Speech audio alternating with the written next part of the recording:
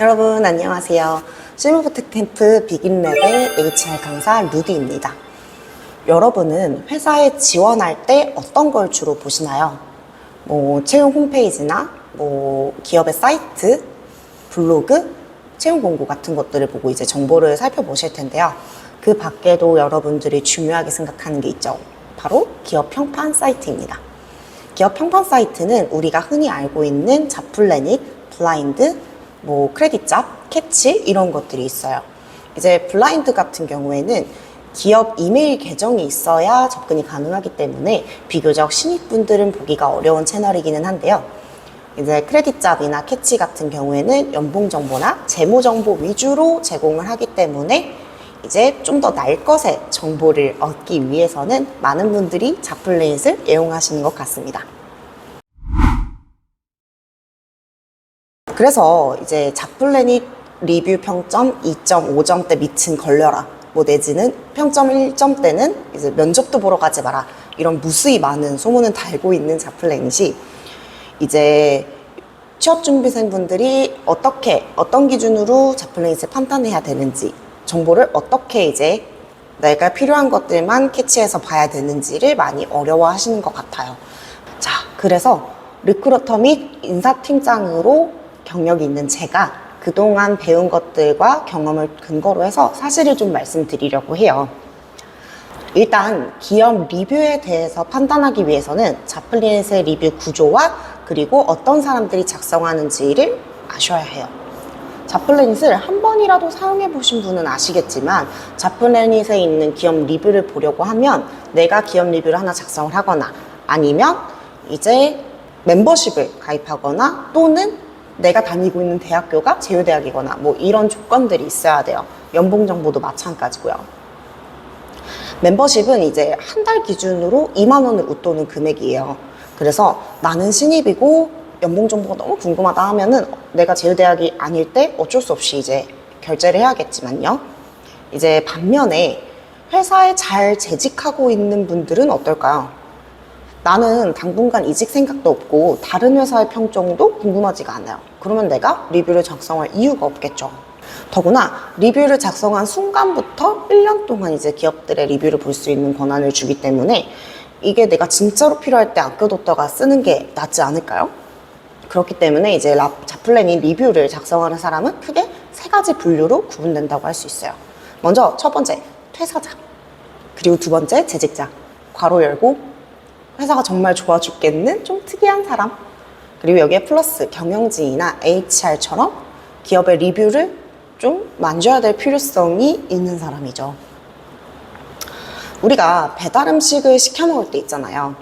리뷰를 쓰라고 이제 팝업이 딱 뜨면 이제 내가 여유가 되거나 기분이 좋으면 한번 쓰겠지만 보통은 그냥 넘어갑니다.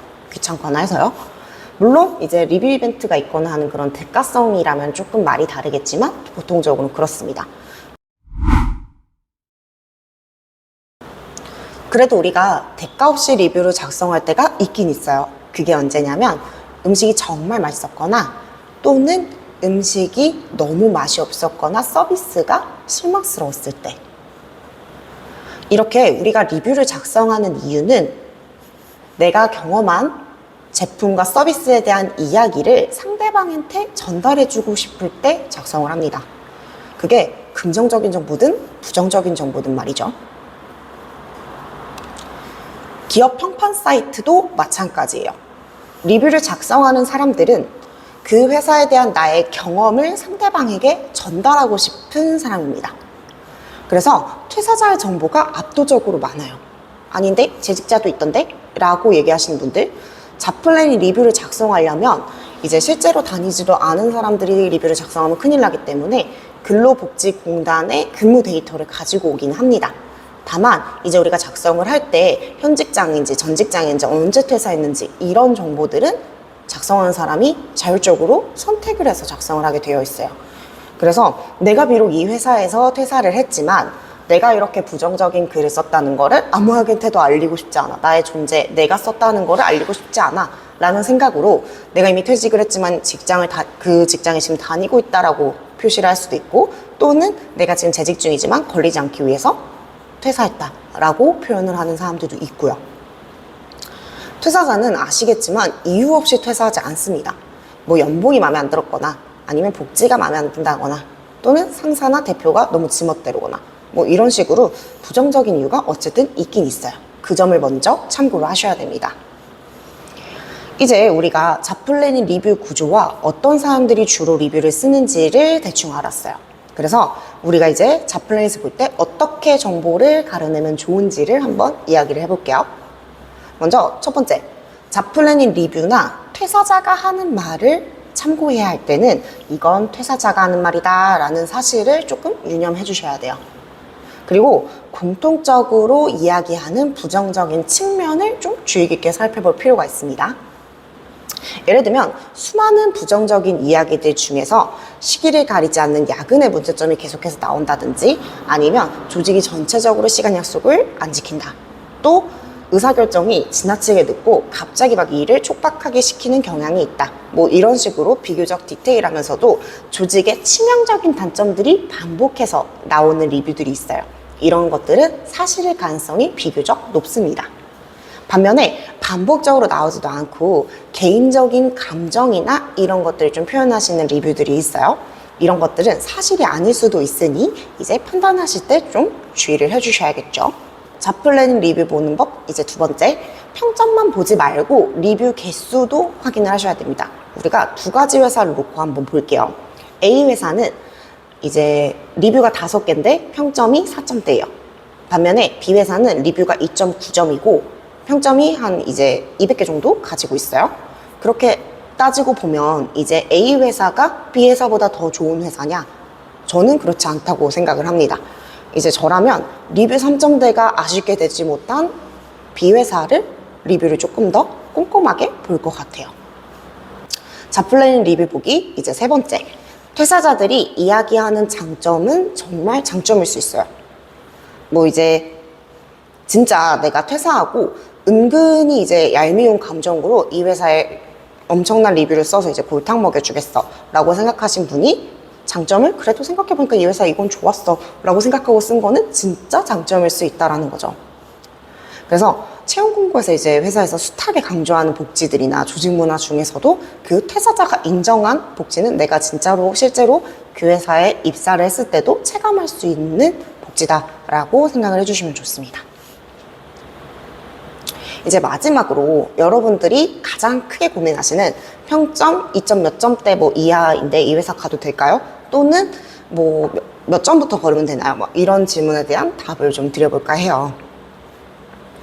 먼저 회사를 입사하는 데 있어서 나는 평점이 정말 중요한 가치다 라고 하시는 분들은 앞으로의 제 이야기를 안 들으셔도 좋습니다. 하지만 이제 평점을 보는 이유가 남들이 봐서 아니면 보라고 얘기를 하도 많이 해서 이런 이유 때문이라고 하면은 저는 이 평점만을 회사의 선택 기준으로 삼는 거를 별로 추천드리질 않습니다. 왜냐면 단순히 이제 점수를 기준으로 삼으시는 것보다는 직접 가서 판단해 보는 게 훨씬 좋다고 말씀드려요. 이제 면접이라도 보라는 얘기예요. 특히 신입 취업 준비생분들 같은 경우에는 가서 별로일 때는 그냥 입사 거절을 하는 한이 있더라도 면접 경험이라도 쌓고 오자 이런 생각으로 이제 면접을 보시면 좋겠죠.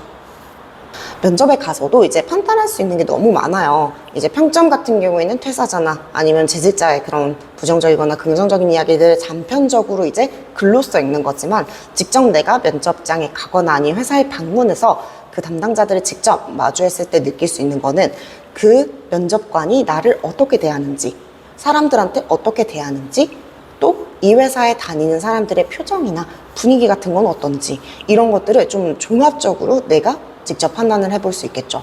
물론 직접 다녀보고 뭐 몇 년 차 된 사람들의 경험에 비하기는 조금 어렵긴 하겠지만 그래도 단순한 글이나 그 점수 하나만으로 판단하는 것보다는 훨씬 더 객관적인 데이터가 될 수 있다라고 말씀을 드리는 거예요.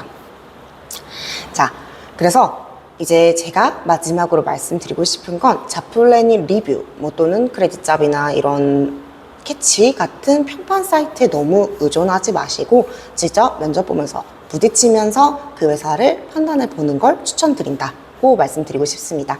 그래도 나는 평점을 봐야겠다 하시는 분들은 제가 앞에서 말씀드렸던 반복적으로 부정적인 얘기 나오는 것들 그리고 퇴사장 하는 뭐 장점 이런 것들 좀 잘 봐주셔라 라고 말씀드리고 싶어요. 자, 오늘은 이렇게 잡플래닝 리뷰 어떻게 판단하고 내가 정보로서 어떻게 득하면 좋은지에 대해서 한번 이야기를 해봤습니다. 이 영상이 여러분들의 취업이나 이직에 큰 도움이 되셨길 바라면서 저는 다음 영상에서 또 뵙도록 하겠습니다. 안녕.